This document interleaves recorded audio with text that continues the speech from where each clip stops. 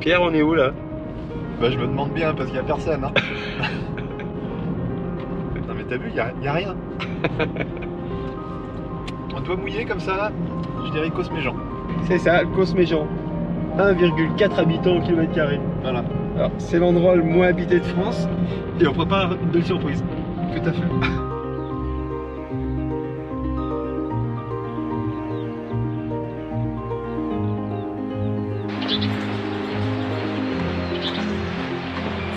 Et tout commence à Florac, sous-préfecture de Lozère. Et on est sous le Cosméjean, qui est dans le brouillard là-haut. Et je suis accompagné par Pierre Toussaint, c'est mon frérot de trail depuis très longtemps. On se connaît depuis 2005-2006. À peu près, ouais. À peu près. On a fait l'UTMB ensemble en 2008 et en 2009. Tu vois mon Pierre, ce beau château, c'est le siège du Parc National des Cévennes. Tout à fait.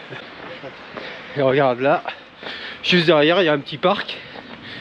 C'est le parc Paul Arnal. Tu connais Paul Arnal? Pas personnellement. Paul Arnal, c'était un copain de Martel. Édouard Alfred Martel. Qui c'était? Ah, c'est le père de la spéléo française, celui qui a popularisé tous les grands sites naturels français et qui a popularisé les parcs nationaux. Voilà. Là, c'est l'eau qui jaillit des entrailles du Cosméjean. Là-haut, plus haut, à 700 mètres au-dessus. Et ça arrive ici par une faille. Il n'y a pas de rivière, hein, c'est la résurgence qui est juste là.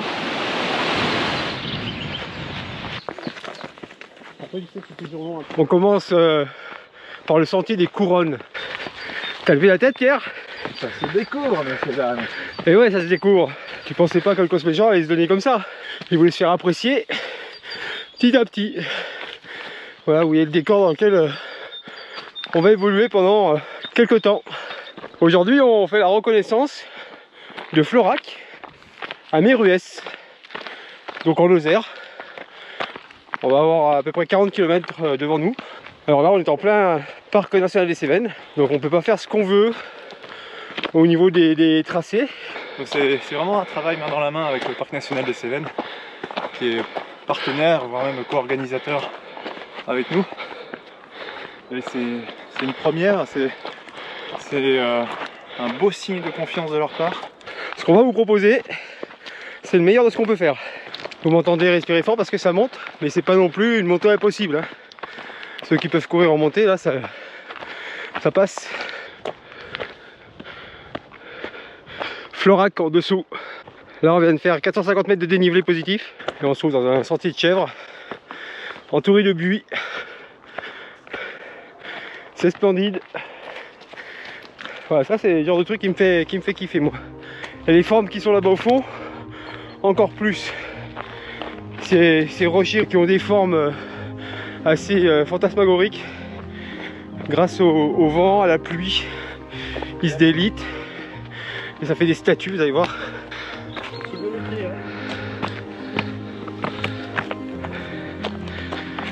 Voilà, au bout de 4 km, vous avez ça. C'est pas mal, non? Donc on est au-dessus de Florac, les gorges du Tarn, qui vont commencer un peu plus loin. Et normalement, on voit le mont Lozère, mais qui est un petit peu dans la brume là, tout le nord. Ouais. Ah, c'est super chouette. Le mont Lozère, c'est le plus haut point du département, c'est le sommet de Chignel, c'est 1699 mètres. Nous on montera pas si haut sur cette course. Le plus haut ça sera le sommet du Cosméjean, le mont Gargot qui fait 1247 mètres. Le Zinzin Ultra Trail, ce sera typiquement ce genre de sentier, donc en balcon, ouais. Avec des montées et des descentes très courtes, jouer vraiment avec le sol. Il n'y a pas un dénivelé affiché qui est énorme, hein. Ce sera 6000 mètres de dénivelé positif. Mais je pense que ce dénivelé là compte pas. Cette petite montée, descente et relance sans cesse qui font que finalement c'est aussi difficile qu'un ultra avec 10 000 quoi, hein.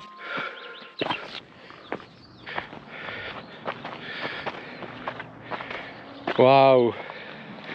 Le premier plan waouh de ce reportage il est là. C'est ça. Voilà, voilà le Zaza Ultra Trail. C'est ça. Ça va être comme ça pendant plusieurs kilomètres. Ouais. Ici, ce sont des rochers d'escalade. Hein. Oui, surtout Via Ferrata. Ouais. Ah, il y a des Via Ferrata qui doivent être sérieuses quand même. C'est sublime. À tous les endroits où vous regardez, c'est beau. Mais qu'est-ce que tu fais là-haut, mon Pierrot? C'est pas le parcours?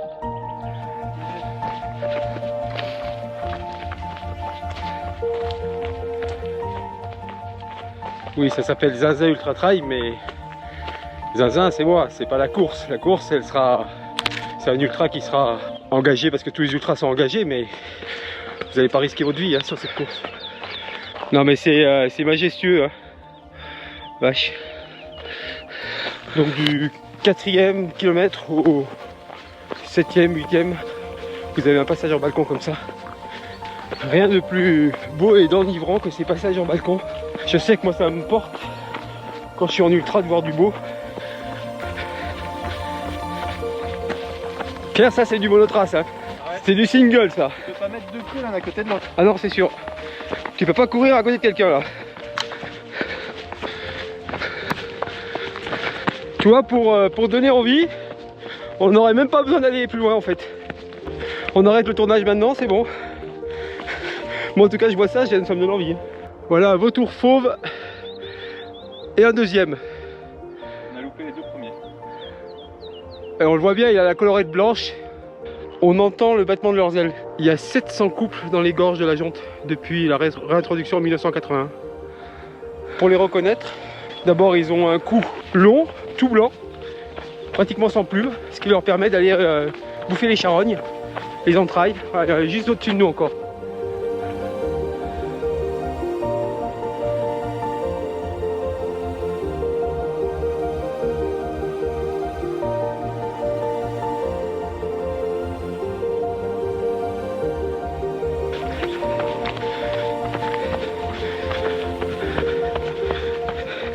Bon, je suis sûr que là vous vous dites, bon allez on signe où? On veut participer à cette course. Le Causse-Méjean c'est ça en fait. Vous voyez c'est un plateau qui se trouve à peu près à entre 1000 et 1100 mètres d'altitude. C'est le plus haut des Causses d'ailleurs. Méjean ça veut dire milieu, donc le Causse du milieu. Entre le Causse de Sauveterre, le Causse Noir et d'autres. Et puis il est entouré comme une forteresse de falaises. On devine une passerelle ici. La Via Ferrata de Florac. De toute façon, si vous venez ici en famille, vous n'allez pas le regretter. Hein. Des sports de plein air, il y en a partout. Vous pouvez faire du paddle sur le Tarn, de la baignade, des balades faciles, moins faciles, du kayak, Via Ferrata, canyoning, enfin VTT.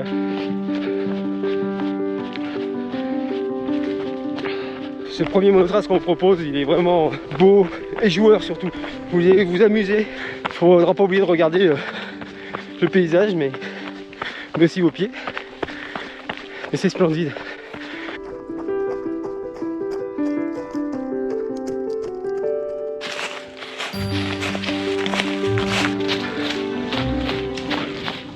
Si j'ai un conseil à vous donner, c'est de bien profiter de ces moments à l'ombre. Parce qu'après il n'y a plus beaucoup d'ombre sur le Causse, il y a peu d'arbres. Et il fera chaud! Chaud et longtemps parce que c'est les journées les plus longues de l'année. Faudra pas vous brûler les ailes sur le début de parcours là. C'est tellement beau, t'es tellement frais que t'as envie d'envoyer, mais derrière ce qui s'annonce c'est terrible. Hein. En montagne russe comme ça, avec des sections un peu plus roulantes. Donc attention à la gestion de course, pour bien gérer son effort. Et là en 2 secondes, on a oublié les falaises où on était tout à l'heure. C'est changement complet de panorama. Et voilà. Et bim! Nous voilà sur le Causse. Méjean. 9e kilomètre, 650 mètres de dénivelé. Regarde-moi cette petite trace qui s'en va. Ce sillon qui est creusé à travers le Causse. On va là-bas là. D'accord. Ça me plaît comme paysage. Ah, il n'y a pas de dénivelé en soi. Hein. Ouais. Mais il y a une poésie dans ce paysage. Bon, sur ces parties du Causse, c'est des parties plus roulantes. Ne nous en voulez pas, mais vous allez faire beaucoup d'introspection. Vous allez penser à beaucoup de choses positives, négatives. Mais évadez-vous avec le paysage. Rêvez aux steppes de Mongolie. Partez loin de votre corps et il courra tout seul. Mais l'identité du Causse-Méjean, c'est ça. Ces grandes plaines, ces collines à perte de vue. Donc on ne pouvait pas ne pas passer par là. Et c'est ce paysage-là qui a permis au Causse-Méjean d'être inscrit au patrimoine mondial de l'UNESCO. Oui. Ce paysage a été façonné par la main de l'homme, si je puis dire, et la bouche de la brebis. Tous ces tas de cailloux que vous voyez là, là par exemple, ça c'est des hommes qui ont mis ces tas de cailloux à des endroits. Ça s'appelle des clapasses et ils les ont mis à des endroits pour sauvegarder un peu d'herbe rase pour les troupeaux. C'est ce qu'on appelle l'agro-pastoralisme. Il est là aussi la main de l'homme.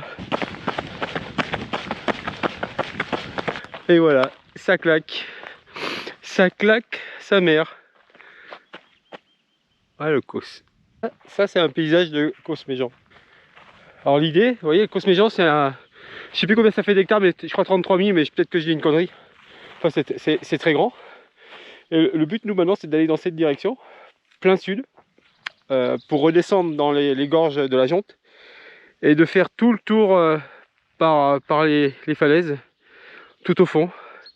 Et après moult kilomètres, dans 130 bornes, vous serez là-bas au fond, en fait, dans les gorges du Tarbes. Alors quand vous serez en course, essayez de ne pas sortir des sentiers, histoire de préserver le parc national des Cévennes, le cœur. On nous demande de vraiment respecter les sentiers et de ne pas aller hors piste, de ne pas couper. Qu'est-ce que c'est ça, Pierre?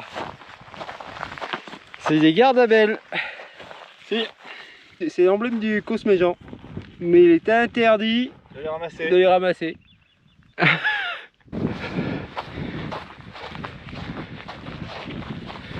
Là vous êtes sur une partie du Causse-Méjean où personne ne vient. Déjà qu'il y a peu d'habitants sur le Causse. Là vous êtes sûr de rencontrer personne. Des territoires comme ça en France, il n'y en a plus. C'est beau, non? On est bien. On est bien. Vous voyez ça? Ça c'est unique au monde. C'est le début du chaos de Nîmes-le-Vieux. Donc là on est au kilomètre 24. On est censé en sortir au kilomètre 30. Pierre, tu nous expliques? Alors on appelle ça une lavogne. Et celle-ci semble un peu naturelle, hein, on va dire. C'est une réserve d'eau, peut-être naturelle ou artificielle, pour les brebis et puis qui sert aussi à la faune sauvage.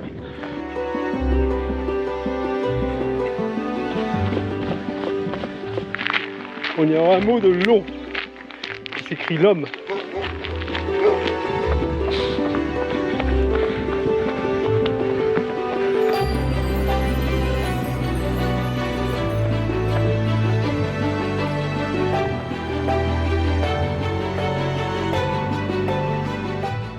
On arrive à côté du colosse de la statue d'Île de Pâques. Elle est là. Vous voyez, avec le nez, la bouche, le corps. Vous voyez, on vous fait voyager, hein. Après les steppes de Mongolie, la toundra, cette fois les statues d'Île de Pâques. Voilà, vous vous sentez courir au milieu du chaos de Nîmes-le-Vieux. Et là ça commence à se découvrir. Juste sur le point haut, je pense qu'on va avoir du bol. Voilà, c'est ça le chaos de Nîmes-le-Vieux. Sur 6 bornes. Et nous on vient de là-bas au fond.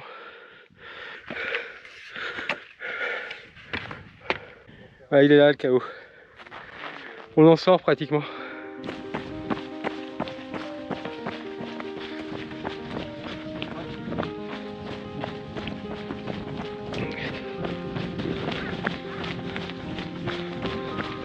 Maintenant, on redescend dans la vallée.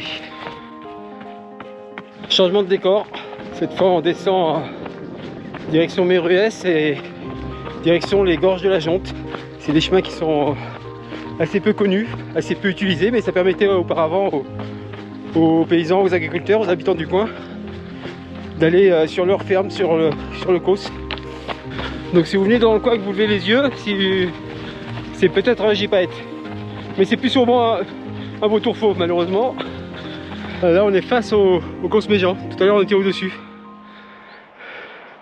Il y a plein de vautours qui sont dans une pompe là qui tourne dans tous les sens.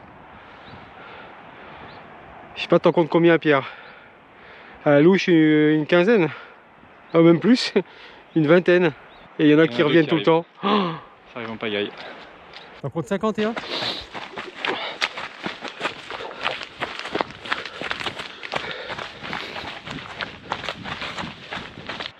Dans le creux, c'est Méruès. On arrive à la fin de notre première étape. Donc ça fait à peu près 40 km pour 1200 de dénivelé positif.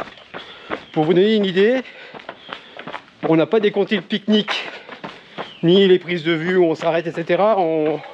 On met 7 heures vraiment à un rythme de sénateur. Donc Méruès, ça sera votre ravitaillement. Voilà, où vous aurez du solide à boire, il faudra bien recharger. Avoir une partie derrière qui sera un peu plus dure techniquement et physiquement. Alors vous allez voir, Méruès c'est mignon tout plein. Et emblématique de Méruès, c'est cette tour où vous trouvez aujourd'hui l'office de tourisme. Donc ça c'est la fin de notre première étape. On a fait le quart là. On a fait 40 km. 4 x 4, c'est 160.